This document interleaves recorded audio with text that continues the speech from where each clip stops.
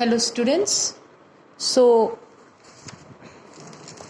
yesterday I gave you some questions to note down in your copies. Today I'll discuss those questions only. Okay. So the first question was, why are metals good conductor of electricity? ठीक है बेटा. First question क्या था आपका? Why are metals good conductors of electricity? देखिए, अब आप समझते जाना सारी चीज़ों को. रिटन आपका कंप्लीट हो जाना चाहिए. यही क्वेश्चंस वाला जो है ना, you must write down those in your notebooks. अब आपको मैं समझा रही हूँ यहाँ पे कि आंसर आपके पास ऑलरेडी हैं. Okay, just focus we have. So metals हम बोलते हैं कि they are good conductors of electricity. Electricity को अच्छे से कंडक्ट करते हैं. तो ऐसा क्यों होता है वो आपको समझना है. Why? Because the reason is कि उनके पास फ्री इलेक्ट्रॉन्स हैं. ठीक है, मेटल्स के पास क्या है बेटा? फ्री इलेक्ट्रॉन्स प्रेजेंट होते हैं. और इन्हीं फ्री इलेक्ट्रॉन्स की वजह से, देखो आपने फिजिक्स में पढ़ा होगा है ना, इलेक्ट्रिसिटी वाला चैप्टर आपने पढ़ लिया होगा कि अगर हमें करंट पास करने के लिए क्या चीज़, किसका करंट की जो डायरेक्शन होती है वो opposite to the direction of electrons होती है ना. तो करंट मूव करने के लिए हमें क्या चाहिए? इलेक्ट्रॉन्स चाहिए. और कैसे इलेक्ट्रॉन चाहिए? फ्री इलेक्ट्रॉन्स प्रेजेंट होने चाहिए. तभी इलेक्ट्रिसिटी मूव कर तभी करंट मूव कर सकता है उसके थ्रू. समझ में आ गया? तो मेटल्स गुड कंडक्टर इस वजह से होती है क्योंकि दे कंटेन फ्री इलेक्ट्रॉन्स. और यही फ्री इलेक्ट्रॉन्स उनके थ्रू इजीली मूव कर सकते हैं और इलेक्ट्रिक करंट को कंडक्ट करते हैं. ठीक है, तो first question clear to you. Now coming to second question. Second question क्या था बेटा? सेकंड क्वेश्चन था, which property of graphite is utilized in making electrodes. Electrodes पता है ना आपको, जो इलेक्ट्रोलाइसिस प्रोसेस होता है तो उसमें जो कैथोड और एनोड बनी हुई होती हैं. ठीक है, तो वो इलेक्ट्रोड्स बनाने के लिए ग्रेफाइट को क्यों यूज़ में लिया जाता है? ऐसी क्या प्रॉपर्टी है ग्रेफाइट की कि जिस वजह से हम उससे इलेक्ट्रोड्स प्रिपेयर करते हैं. ठीक है, तो इसका आपका आंसर क्या है बेटा? देखो, ग्रेफाइट क्या चीज़ है आपको बताया था मैंने. Graphite is an allotrope of carbon. It is an allotrope of carbon. Carbon क्या है? अपना एक नॉन मेटल है ना. कार्बन किसकी कैटेगरी में आता है? नॉन मेटल की कैटेगरी में आता है. और being a non metal, still graphite is a good conductor of electricity. Graphite एक बहुत अच्छा कंडक्टर है इलेक्ट्रिसिटी का, इसी रीज़न की वजह से, क्योंकि जो इसका स्ट्रक्चर होता है वो इस तरीके से है कि इसमें फ्री इलेक्ट्रॉन्स प्रेजेंट है. और जिसमें भी फ्री इलेक्ट्रॉन्स प्रेजेंट होंगे वो इलेक्ट्रिसिटी का गुड कंडक्टर होगा. ठीक है, and due to this property only, है ना, यानी ग्रेफाइट की इसी property, however it is a non metal, it is an allotrope of non metal, but still due to the property of, कौन सी property? Because it is a good conductor of electricity. Electricity का क्या है बेटा? ये good conductor है. तो electricity इसके थ्रू पास कर सकेगी, तो इसको इलेक्ट्रोड्स बनाने के लिए यूज़ में लिया जाता है. इलेक्ट्रोड्स क्या होती है? जो मैंने बताया ना, इलेक्ट्रोलाइसिस प्रोसेस के लिए हम ये लोग यूज़ करते हैं. ओके, ठीक है. Now the third question was, which of the following metals will melt at body temperature. Question is, which of the following metals melt at body temperature. Body temperature means कि हमारी body का जो temperature, जैसे मैंने आपको बताया था ना, कुछ मेटल्स ऐसे होते हैं इनके मेल्टिंग पॉइंट इतने लो होते हैं कि हम उन्हें अगर पाम पे भी रखते हैं, पाम मीन्स हथेली, हैंड के ऊपर, तो वो मेल्ट कर जाते हैं. ठीक है बेटा. So melt at body temperature due to the heat of our body. तो इसमें आपको क्या क्या गिवन था कि कौन कौन से में कौन कौन कर सकता है. तो गैलियम था आपके पास में, मैग्नीशियम था. हमें इनमें से सेलेक्ट करना है. ठीक है, gallium, magnesium, caesium and aluminium. ठीक है बेटा. So I hope you all know the answer. Gallium and caesium, very important, इन्हें याद रखना। गैलियम और सीजियम ऐसे मेटल्स हैं जो हमारा बॉडी टेम्परेचर, अपना बॉडी टेम्परेचर कितना होता है 37 डिग्री सेल्सियस, इस टेम्परेचर पे ही वो मेल्ट कर जाते हैं। ठीक है बेटा, समझ में आ गया।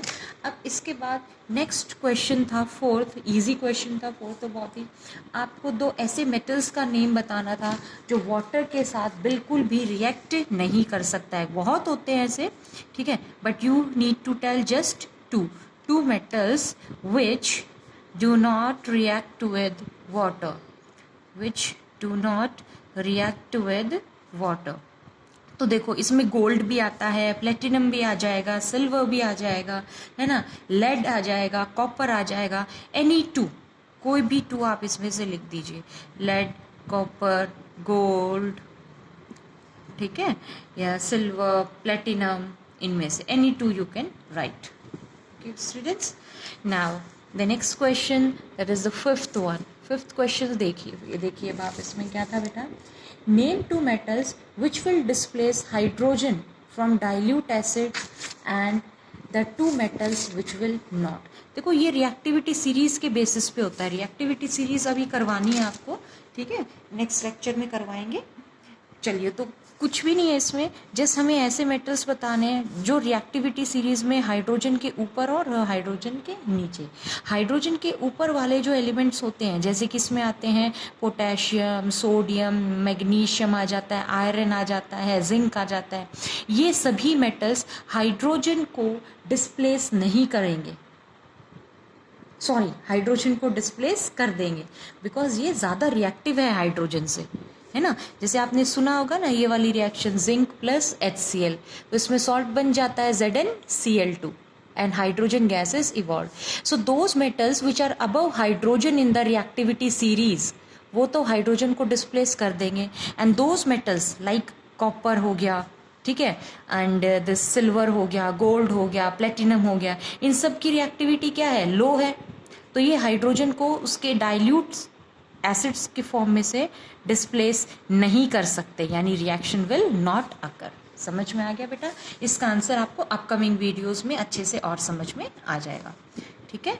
नाउ द नेक्स्ट क्वेश्चन कि what happens when calcium is treated with water. Question क्या है, what happens when calcium is treated with water। ठीक है, जब कैल्शियम को वाटर के साथ में ट्रीट करेंगे तो क्या होगा, ठीक है बेटा। देखिए वाटर के साथ हमने मेटल्स का रिएक्शन हम लोग कर चुके हैं, है ना। वायलेंट रिएक्शन किस किस का हो रहा था, पोटेशियम, सोडियम, इनका। बाकी जो मैग्नीशियम वगैरह थे दे लेस वायलेंटली इनकी रिएक्शन हो रही थी, यानी सेफ्टी के साथ हो रहा था वो, ठीक है। अब हमें डिस्कस करना है कैल्शियम का केस। फाइन, सो कैल्शियम का जो रिएक्शन है with water, it is less violent. कैसा रिएक्शन है ये, less violent reaction, means easily हो जाएगा, ठीक है। And very important part that I also told to you कि जो इस देखिए रिएक्शन क्या होती है इसमें, कैल्शियम प्लस H2O, तो product formed are calcium hydroxide and hydrogen gas.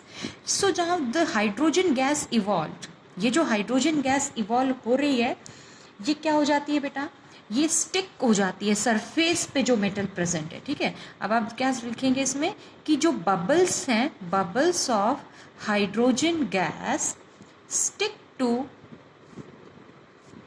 the surface of calcium metal and due to it calcium floats on the surface। Calcium जो थोड़ा बहुत रहता है उसमें वो क्या करता है, it floats on the surface के ऊपर वो फ्लोट करेगा। समझ में आ गया बेटा, ठीक है। तो ये था इसमें इसके बारे में। देन नेक्स्ट क्वेश्चन था क्वेश्चन नंबर 7। 7th क्वेश्चन क्या था कि जनरली नॉन मेटल्स कैसे होते हैं, नॉन लस्ट्रस होते हैं. क्वेश्चन वॉज कि non metals are non lustrous, non metals are non lustrous. ठीक है, बट आपको एक ऐसे नॉन मेटल का नाम बताना है जो कि लस्ट्रस हो, यानी एक्सेप्शनल केस बताना है आपको, है ना. Means you have to tell a non metal which is lustrous, जो कि कैसा है, लस्ट्रस है, यानी जो चमकता है, which can shine. So your answer will be, your answer is iodine. Iodine एक नॉन मेटल है but it has the property of shining. ये लस्ट्रस नॉन मेटल है. ठीक है बेटा, चलिए. After this the next question, what are amphoteric oxides?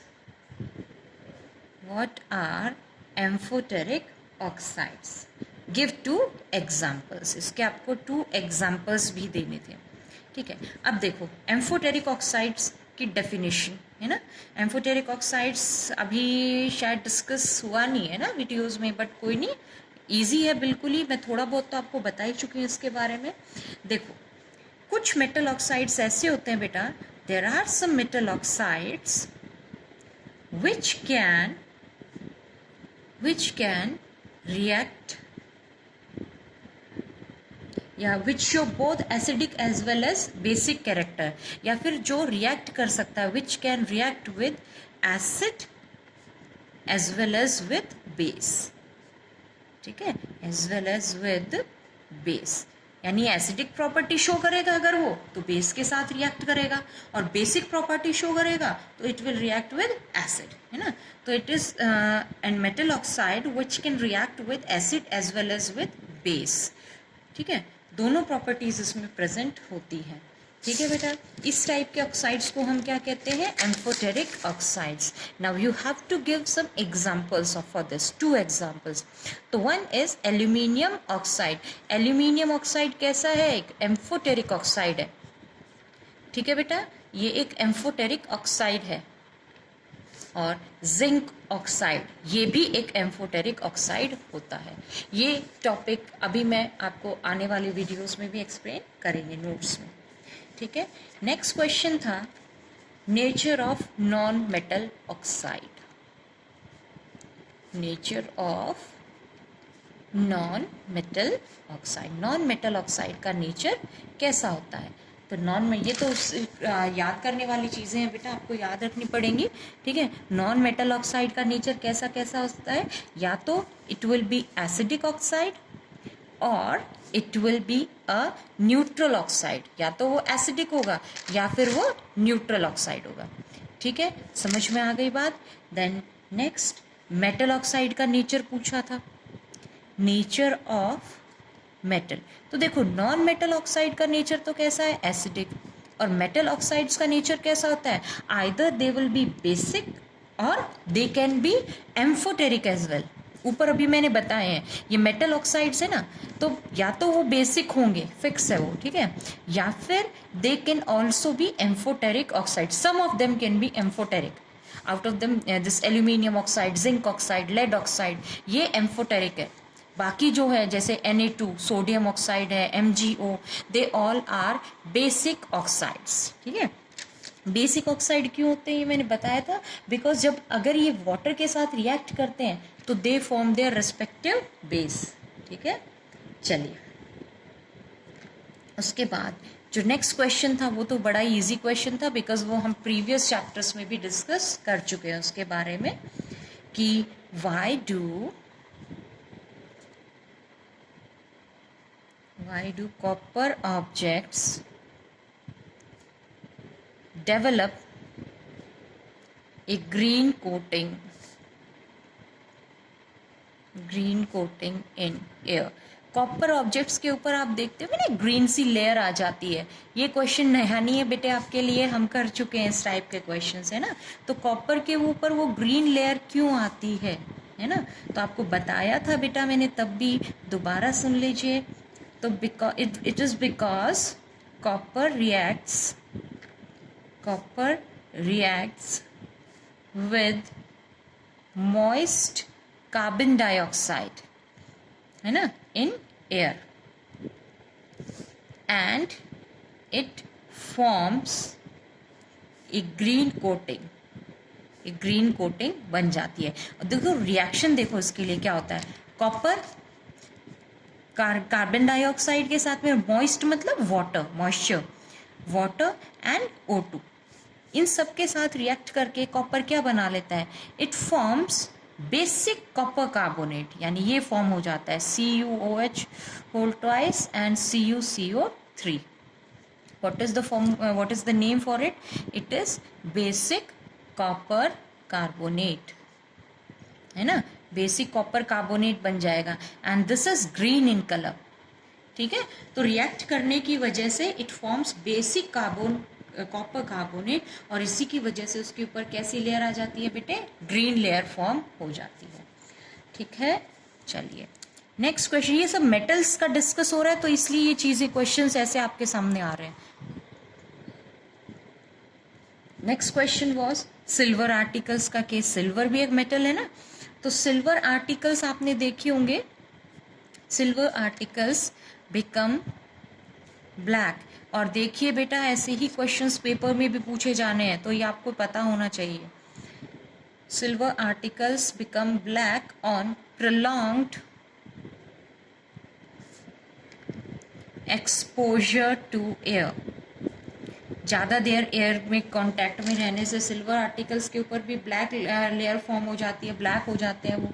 तो वो किस वजह से होता है बेटा, वो भी हमने डिस्कस किया है कि जो सिल्वर के आर्टिकल्स होते हैं यानी Ag, ठीक है, when they react with hydrogen sulphide gas, ठीक है, उनमें हाइड्रोजन सल्फाइड गैस जो कि एयर में प्रेजेंट होती है वो इन आर्टिकल के साथ में रिएक्ट करता है और क्या बना देता है, Ag2S, this is silver sulphide. ठीक है, सिल्वर सल्फाइड, और इसी की वजह से क्या हो जाता है, सिल्वर आर्टिकल्स कैसे हो जाते हैं, ब्लैक हो जाते हैं, क्योंकि ये ब्लैक होता है कलर में। ठीक है बेटा, चलिए आगे देखिए। अब नेक्स्ट क्वेश्चन है बेटा 13th question. Question was which oxide of iron could be obtained on prolonged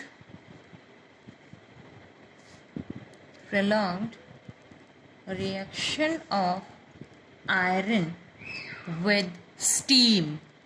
ठीक है, आयरन का कौन सा ऑक्साइड मिलता है हमें जब आयरन की रिएक्शन हम स्टीम के साथ में करवाते हैं, तो Fe+H2O, और हमें पता है आयरन तो स्टीम के साथ ही रिएक्ट करता है यानी गैसियस फॉर्म, तो क्या बनता था बेटा इसमें, Fe3O4 प्लस H2।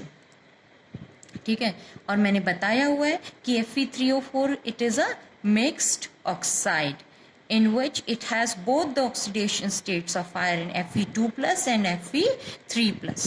ठीक है बेटा, तो इसका फॉर्मेशन होता है। देखिए इसके बाद 14th क्वेश्चन था, वो मैंने अभी पार्ट आपको पढ़ाया नहीं है बेटा, है ना, आयोनिक कंपाउंड्स है, हाई मेल्टिंग पॉइंट्स क्यों होते हैं, तो मैं उसको आप लिख लिया, वेरी गुड, बट अभी हम उसे डिस्कस नहीं करेंगे क्योंकि अभी आपने पढ़ा नहीं है उसको, तो जो आपने बाद में मैं उसको डिस्कस करूंगी। रिटन, वेरी गुड, वो करना ही था हमें।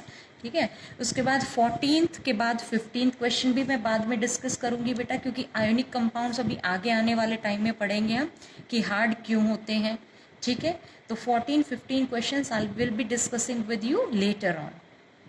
Then coming to 16th question, why does aluminium not react with water under ordinary condition? ठीक है, एल्यूमिनियम रिएक्ट क्यों नहीं करता है, aluminium does not react with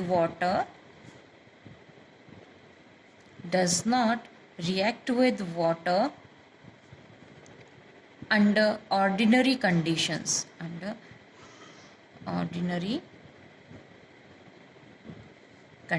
तो बताना है बेटा कि रिएक्ट क्यों नहीं करता है। देखो एल्यूमिनियम जो मेटल है ना, उसके ऊपर एक लेयर डिपॉजिट हो जाती है। किसकी लेयर डिपॉजिट हो जाती है? एल्यूमिनियम ऑक्साइड की, Al2O3। ठीक है, तो एल्यूमिनियम ऑक्साइड की लेयर उसके ऊपर बनने की वजह से उसकी रिएक्टिविटी क्या हो जाती है बेटा? रिड्यूस हो जाती है। ठीक है, तो आप इसमें क्या बताएंगे कि does not react with water under ordinary condition because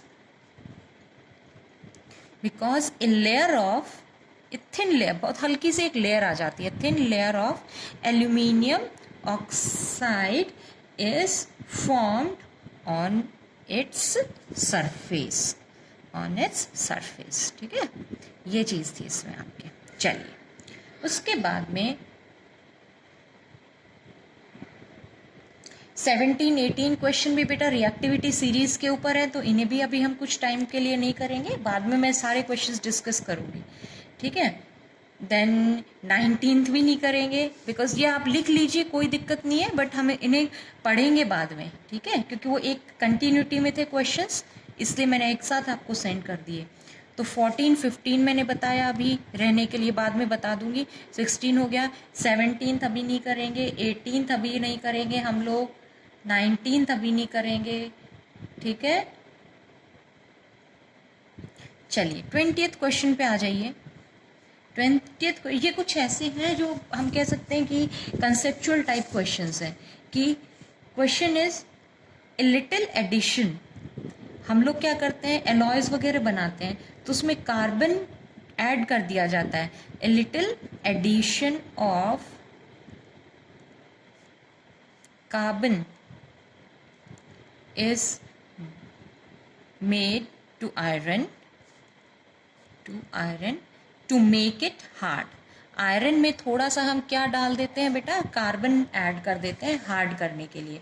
तो देखो ये क्यों किया जाता है? देखो प्योर आयरन जो है ना, प्योर आयरन बहुत सॉफ्ट होता है, इट इज़ वेरी सॉफ्ट। ठीक है, और इजीली स्ट्रेच हो जाता है जब गर्म होने की वजह से। देखो हमें पता है मेटल्स वगैरह जो अगर गर्म करेंगे तो स्ट्रेच हो जाएंगे, तो and it also stretches due to heat. तो जब उसमें थोड़ा सा कार्बन डाल देते हैं तो उसकी हार्डनेस और स्ट्रेंथ उसकी बढ़ जाती है, इसलिए ये ऐड किया जाता है। देन 21 क्वेश्चंस भी, 21 भी नहीं होगा बेटा अभी अपना। ठीक है, 22 भी नहीं होगा। 23 क्वेश्चन पे आ जाइए। 23 क्वेश्चन क्या है? रस्ट फर्स्ट चैप्टर में अपन ने किया था। तो व्हाट इज रस्ट? रस्ट क्या होता है? रस्ट होता है it is the coating of brown. सबने देखा हुआ है आयरन जो आर्टिकल्स होते हैं, आयरन आर्टिकल्स का जब ऑक्सीडेशन हो जाता है तब रस्ट फॉर्म होता है ना। तो रस्ट आपने देखा होगा, जंग जो होता है आयरन के ऊपर, तो कैसा होता है? एक ब्राउन सा सब्सटेंस आ जाता है उसके ऊपर। It is the coating of brown and flaky. Flaky मतलब क्या होता है? फ्लेक्स ऐसे पपड़ी सी उसकी बन जाती है। तो brown and flaky substance on the surface of iron when it is kept exposed in moist air।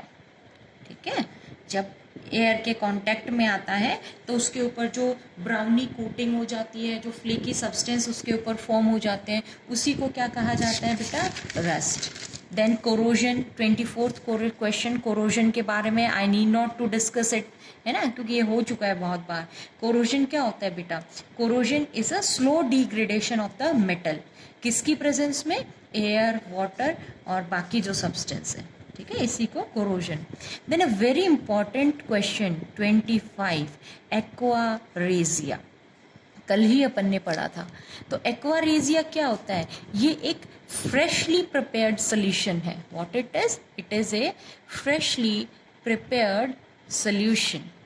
किस किस की सोल्यूशन होती है बेटा? ये एक बहुत ही स्ट्रॉन्ग सोल्यूशन होती है। किस किस का मिक्सचर होता है? It is a mixture of concentrate HCl, that is hydrochloric acid, and concentrate nitric acid, that is HNO3, दोनों का, जिसमें से HCl का पार्ट कितना होता है? 3 और इसका 1। मतलब अगर मान लीजिए हमने 100 ml सोल्यूशन बनाया, तो 100 में से 3 पार्ट्स, 100 का 3 पार्ट कितना हो जाएगा, यानी 3 इसका रेशो यानी 75:25 है ना, तो 75% तो हो जाएगा कंसनट्रेट HCl और 25% इसमें से क्या होगा, कंसनट्रेट HNO3। तो ये एक रेशो हो गया ना 3:1 का, 75-25%, ठीक है। तो 3 पार्ट्स किसके होते हैं, कंसनट्रेट HCl और बाकी इसका।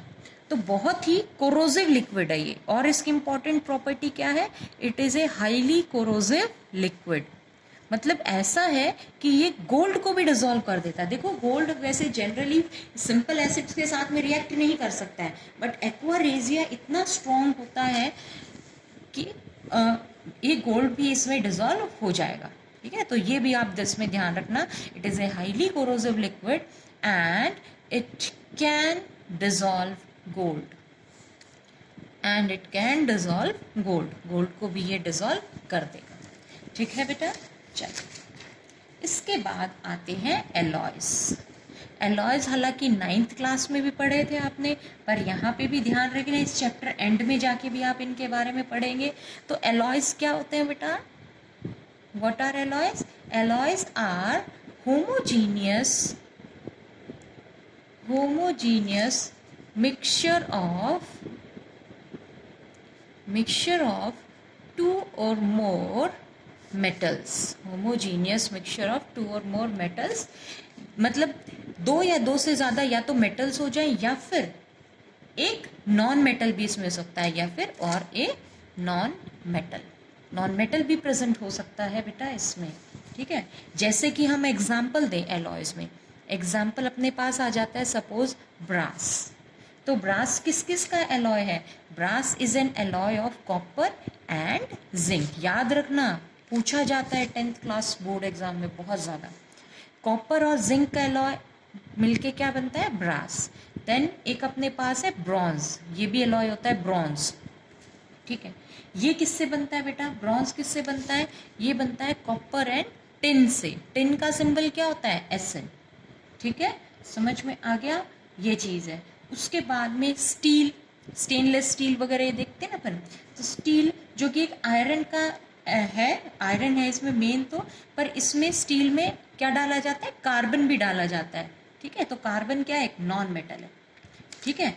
अब ये तो नॉर्मल स्टील की बात हो रही है, आयरन में कार्बन डाल के बनाया जाता है उसकी स्ट्रेंथ को बढ़ाने के लिए। अगला क्वेश्चन था इसमें आपका स्टेनलेस स्टील, है ना, स्टेनलेस स्टील। तो स्टेनलेस स्टील बनाने के लिए आयरन में क्या क्या मिक्स किया जाता है, तो स्टेनलेस स्टील बनाने के लिए आयरन में क्या क्या मिक्स करते हैं बेटा अपन, we mix nickel plus chromium. Nickel और chromium both are metals, nickel and chromium दोनों ही मेटल होते हैं, ठीक है। इन्हें हम मिक्स करते हैं बनाने के लिए, ठीक है। और देन नेक्स्ट क्वेश्चन था इसमें आपका 28th क्वेश्चन कि हम why stainless steel is preferred for making household utensils. देखो घर में जो अपने बर्तन होते हैं ना, यूटेंसिल्स, आपने देखा वो स्टेनलेस स्टील होता है, तो उसको हम क्यों प्रेफर करते हैं, तो उसका रीज़न क्या है बेटा, it is also very important question, because जो स्टेनलेस स्टील है ये एक नॉन रिएक्टिव सब्सटेंस है, ठीक है, it is a non reactive substance. तो जो भी अपन फूड मिल्क वगैरह जो यूज़ करेंगे वो उसमें ख़राब नहीं होंगे, बिकॉज अगर नॉर्मल मेटल होगा तो इनमें मिल्क में या फूड आर्टिकल्स में थोड़ा बहुत एसिडिक कंटेंट होता है, और वो उस मेटल के साथ रिएक्ट करके क्या है उसको डिग्रेड कर सकता है और टॉक्सिक सब्सटेंस उसमें फॉर्म हो सकते हैं। But stainless steel is a non reactive substance, ठीक है, तो उसके साथ में रिएक्ट नहीं होता है, ठीक है बेटा। चलिए उसके बाद क्वेश्चन नंबर 29 गैल्वेनाइजेशन। ये सारे टर्म्स यहाँ पे इसलिए आ रहे हैं क्योंकि the chapter is about metals and non metals and do read your NCERTs also. So what is galvanisation, तो गैल्वेनाइजेशन क्या होता है बेटा, it is a process by which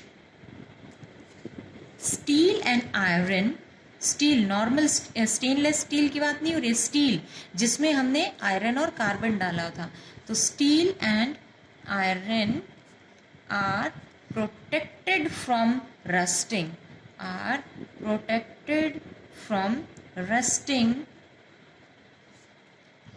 by coating them with a thin layer of zinc. Zinc की coating कर दी जाती है उनके ऊपर. ठीक है, तो ये चीज़ है इसमें आपकी. उसके बाद नेक्स्ट क्वेश्चन देखिए, लास्ट क्वेश्चन जो आज कल दिए थे मैंने आपको, एलॉय बताना है. ठीक है, एलॉय किसका? एल्यूमिनियम का. एलॉय ऑफ एल्यूमिनियम जो कि हम एयरक्राफ्ट कंस्ट्रक्शन में यूज़ करते हैं, which is used in aircraft construction, यानी एरोप्लेन्स वगैरह इनमें. तो दैट एलॉय इज़, क्या नाम है उसका बेटा? ड्यूरेलियम. DURALEIUM. ठीक है, और एक लेड का भी एक LEAD. It is also very important. Lead का एलॉय बताना था जो कि मेटल्स को ज्वाइन करने के लिए बना. तो लेड का एलॉय क्या है बेटा? सोल्डर. SOLDER. ठीक है, so these are the questions that you have to do and learn them. ठीक है, तो आज आप इन सारे क्वेश्चंस को लर्न करेंगे. Okay students, thank you.